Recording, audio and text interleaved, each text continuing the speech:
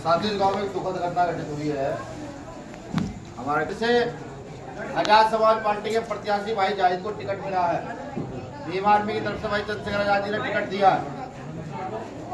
उनके वोटों की अपील करने के लिए मैं आया हूँ। ये वोटों की अपील तो 5 साल में हर साल 1-2 बार होती है। कभी प्रधानी के चुनाव की, कभी जिला पंचायत के चुनाव की, कभी विधायक के और कभी एमपी के चुनाव की। बड़ा सवाल ये है कि पिछले 1 दशक से हम लोग वोट देते आ रहे हैं, क्या हमारी समस्याओं का समाधान हो पाया है? हमारी समस्या, मेन समस्या क्या है? हमारे बच्चों की अच्छी शिक्षा, क्या समाधान है? मुझे नहीं लगता है। समाधान है तो पैसे वालों का समाधान है। 10,000 20,000 रुपये महीने की फीस दे सकते हैं। और जिस कौम में मैं जन्मा हूँ या जिसे कौम को बहुजन समाज कहते हैं, मुझे नहीं लगता 1-2 समाज ऐसे होंगे जो थोड़े बहुत मजबूत है, वरना सब लोग गरीब ही हैं। समस्याओं का समाधान हमारे पास ही और समस्या भी हमारे पास ही है। बाबा साहब अम्बेडकर संविधान लिख के देके गए, सारी समस्याओं का संविधान देकर समाधान देके गए। उसमें मौलिक अधिकारों में सारी समानता थी, शिक्षा की समानता, धर्म की समानता, सारी समानताएं थी।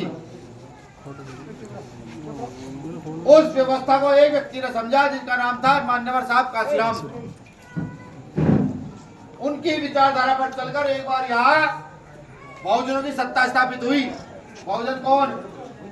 यहाँ के चमार, यहाँ के वाल्मीकि, यहाँ के डूम, यहाँ के धोबी, यहाँ के नाई, यहाँ के प्रजापति, यहाँ के मुसलमान, यहाँ के जाट, यहाँ के गुर्जर, यहाँ के कुम्हार, यहाँ के कश्यप, यहाँ के प्रजापति, इस बहुजन समाज की सत्ता यहाँ स्थापित हुई काशीराम साहब के द्वारा काम किए गए व्यवस्था पर। लेकिन काशीराम के साहब के जाने के बाद तो व्यवस्था डॉक्टर अम्बेडकर की थी, वो ध्वस्त हुई और हम एक बार सरकार बना करके फिर लगातार पीछे चले गए।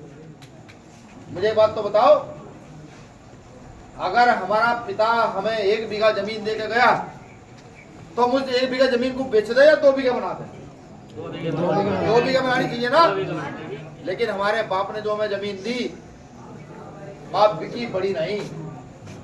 इस चीज को जो मेरे बुजुर्ग यहाँ है वो मेरी बात को समझ रहे होंगे, मेरे दर्द को की मैं क्या कह रहा हूँ। वो बड़ी नहीं, वो बिकी और कम होती चली गई।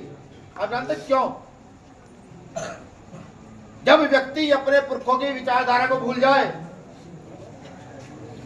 अपने पुरखों ने जो किया उस काम को ना करे, तो उसकी व्यवस्था पीछे चली जाती है।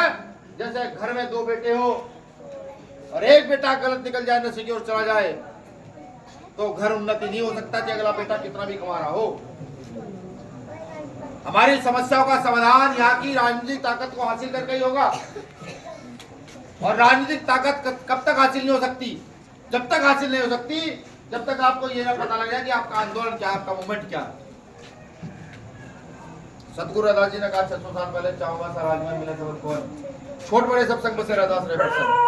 वो 600 साल पहले आदेश कर ले कि ऐसा राज स्थापित करो जहाँ सब कोई छोटा बड़ा ना हो, सब बराबर हो, सबको रोटी कपड़ा पकाने की सुविधा हो, कोई कम ना हो, बेगम राज्य स्थापित करो। हमने नहीं किया। सतगुरु रविदास जी ने कहा कि जात में जात है जैसे केले के पात। रविदास से मानुष ना जुड़ सके जब तक जात ना जात। समझ तो नहीं आया होगा। सतगुरु रविदास जी कह रहे हैं अपनी बातों में कि जात में जात है, जाति में जातियां हैं। जैसे केले के पत्ते, पेड़ से उसके पत्ते को खींचते रहो, एक पत्ता खींचोगे दूसरा पत्ता आएगा, दूसरा पत्ता खींचोगे तीसरा पत्ता आएगा। ऐसे ही जातियां हैं। ये जाति नहीं है, एक के बाद एक आ जाती है। रविदास जी कह रहे हैं मुझसे आप जुड़ नहीं सकते जब तक आपकी जाति ना चली जाए। इस बात को इस देश में सिर्फ एक आदमी ने समझा, डॉक्टर बाबा साहब अम्बेडकर ने। समझकर व्यवस्था को जन्म दिया, संविधान दिया, संविधान में बात लिख दी कि सब बराबर है। मौलिक अधिकारों में समानता अधिकार पढ़ते हो ना, वो थोड़ी कहां से आई होगी। बाबा साहब अम्बेडकर जब गुरु रविदास को पढ़ा होगा तो उनकी समझ आ होगा कि नहीं, मेरे पुरखे ने मुझे कुछ आदेश दिया। दिक्कत चले गए, लेकिन हमारी समस्या का समाधान नहीं हो रहा। बाबा साहब अम्बेडकर ने लोकतंत्र दिया, हमारी आबादी देखिए कितनी % है, पूरे देश में हमने हर जगह पाया जाता है, लेकिन हम अपनी राज व्यवस्था स्थापित नहीं कर पाए आज तक। जिन लोगों ने राज व्यवस्था को स्थापित करने का प्रयास किया, या तो वो बिक गए या मार दिए गए। हम लोगों को भी खरीदने का प्रयास किया गया, हमारे नेता को खरीदने का प्रयास किया गया चंद्रशेखर आजाद को, उन्होंने बिकने से मना कर दिया और कहा कि जब तक मेरी कौम है, मुझे किसी के सामने बिकने की जरूरत नहीं, मेरी कौम मुझे चलाएगी चाहे मजदूरी करके चलाए। फिर मारने का प्रयास किया गया, गोली चलाने का प्रयास किया गया, लेकिन आपका आशीर्वाद इतना था कि इस गोली का भी असर नहीं हुआ। गोली ने भी अपना स्थान बदले, कहने लगे अभी आदमी के मरने का समय नहीं। सवाल मेरा ये है कि जब काम कौम के लिए भीम आर्मी के लोग कर रहे हैं, लगातार मर रहे हैं, बहुत सारे मुकदमे हैं, बहुत सारी गोलियां चल चुकी, कौम आज भी अगर घरों में रहती है तो ये ठीक है। बाबा साहब अम्बेडकर ने कहा पॉलिटिक्स इज ए मास्टर की, राजनीति वो चाबी है जिससे जो आपके आंसू पूछ सकती है और आपकी समस्या का समाधान कर सकती है। अगर आपका मुख्यमंत्री बन जाए तो क्या आपकी समस्या का समाधान नहीं होगा? अभी पिछले गांव में गया था, गुरु रैदास मंदिर था, धर्मशाला पड़ी थी, जगह तो बहुत सारी थी, तो एक मामले उठ गए, भाई इस रेस्ता का क्या होगा, रेस्ता पड़ा है, इसमें कभी कुछ होगा नहीं होगा। अब सोचिए अगर आपका मुख्यमंत्री होगा तो किसी कहने की जरूरत पड़ेगी तो पड़ेगी। देखो कमजोर वर्ग इकट्ठा हो जाओ, समय है, वरना बीजेपी के लोग कभी भी कहते थे कि हम संविधान बदलेंगे, ना तो किसी समाजवादी के नेता में दम, ना किसी बसपा के नेता में दम, ना किसी कांग्रेस के नेता में दम, ना आरएलडी के नेता में दम, जो तू कहते कि जितना संविधान बदला उसको निकालो देश से बाहर, उसकी सदस्यता रद्द करो, किसी नेता में दम नहीं है। क्या करे भाई, तो सही कह दिया, बिल्कुल आपने सही कह दिया, लेकिन सवाल मेरा कुछ और है। ना सुनो भाई, सवाल मेरा सारे के सारे संविधान का लाभ लेकर विधायक अपनी बन गए, सारे के सारे संसद में लोकसभा में चले गए, सारे मजा ले रहे, तो उसकी आवाज उठाएगा कौन?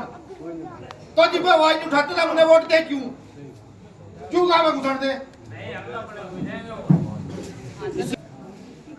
हमें अब जा अपने रुख चलना, पानी भी अपने रुख चले करे, यह बात ध्यान रखो सारे। दूसरा, राज इतना स्थापित नहीं होता, वोट देने से राज स्थापित होता तो कभी का हो जाता। वोट हम दे रहे पिछले 10-20 साल से, बताओ दे नहीं का 70 साल से दे रहे, बिल्कुल दे रहे। वोट दूसरों का लेना पड़ेगा, दूसरों के दर पर जाकर उनसे बात करनी पड़ेगी, उन्हें कहना पड़ेगा भाई जितना हर बार हमें कहते उस बार हमें वोट दो, हम